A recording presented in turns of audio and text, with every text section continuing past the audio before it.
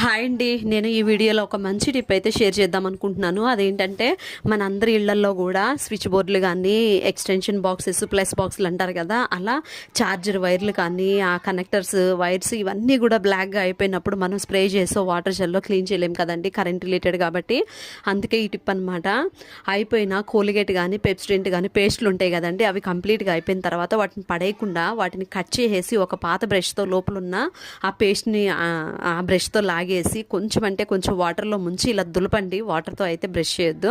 ఇక ఆ వైర్స్ ఏవైతే ఉన్నాయో, ఆ బోర్డ్స్ అయితే ఏవైతే ఉన్నాయో ఈ బ్రష్తో బాగా రబ్ చేసి తడి క్లాత్ కానీ పొడి క్లాత్తో కానీ తుడిచేయండి. అసలు ఎంత నీట్గా అవుతుందంటే అసలు మీరు నమ్మలేరనమాట. ఇంట్లో ఉన్న ప్రతి ఒక్క స్విచ్ బోర్డు కానీ, ఇంకా ఇలాంటి కరెంట్ రిలేటెడ్ ఏదైనా సరే ఇలాగే చేయండి. అసలు ఎంత నీట్గా అవుతాయో మీరే చూడండి. ఈ బాక్స్ నేను ముందే వీడియో తీసుకోవాలి, కానీ నేను క్లీన్ చేసేసిన తర్వాత గుర్తొచ్చిందనమాట. ఇప్పుడు నేను క్లీన్ చేసే బాక్స్ చూసారు ఎంత ఘోరంగా ఉందో. అసలు దీన్ని ఇంకాసేపు ఒక 5 మినిట్స్ రబ్ చేస్తే ఇంకా మంచిగా ఏదే, కానీ ఫ్యాన్ రిలేటెడ్ ప్లగ్స్ అన్ని దీనికే పెట్టారు. ఇంక ఇంట్లో అందరు జనాలు ఉండడంతో దీన్ని పెట్టమని చెప్పి అనేసరికి ఫాస్ట్గా క్లీన్ చేశాను.